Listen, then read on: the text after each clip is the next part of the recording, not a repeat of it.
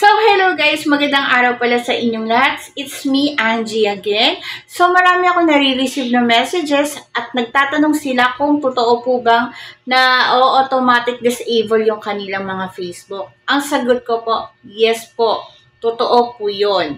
Ang piece of advice ko po sa inyo, once na na-disable po yung inyong main account or yung old FB account, just make sure na hindi kayo magkikreate ng panibago gamit ang the same number na or the same email na ginamit po ninyo doon sa inyong main account.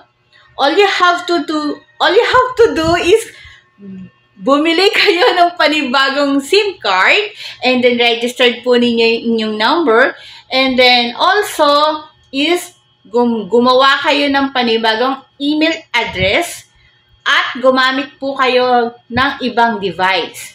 Wag kayong gagamit ng the same number, the same email address, and the same device. Kasi matitrace ni Meta or ni Facebook yung IP address po ninyo.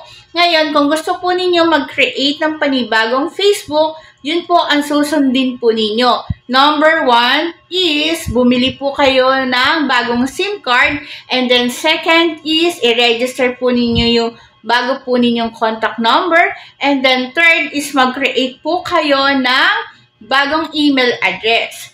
And then the last is gumamit po kayo ng other device. Iwasan po natin na gumamit ng the same device, the same number, the same email address. Kasi hindi po yan i-honor at talagang automatic na dinidisable po yan ni Facebook. Alam nyo ba kung bakit? Kasi, di ba, nauuso po ngayon yung mga dummy account or yung mga fake account. Yun. So, yan, gumawa ng paraan si Meta or si Facebook na i-disable lahat yung may mga pare-parehong number na ginagamit pero iba-ibang Facebook account para maiwasan po syempre yung mga scammer, yung mga budol. So, yun na lang talaga ang pamamaraan ngayon. Kung gusto ninyong gumawa uli or mag-create ng bagong Facebook account is gano'n na lang po ang gawin ninyo. Bumili po kayo ng bagong SIM card number, mag-create po kayo ng email address, and then gumamit po kayo ng other device like desktop, laptop, or other cellphone po. So, yun po.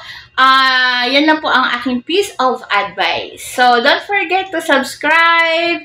And then, of course, don't forget to click the notifications bell para lagi po kayong update sa aking mga videos upload. So, yan. Thank you so much!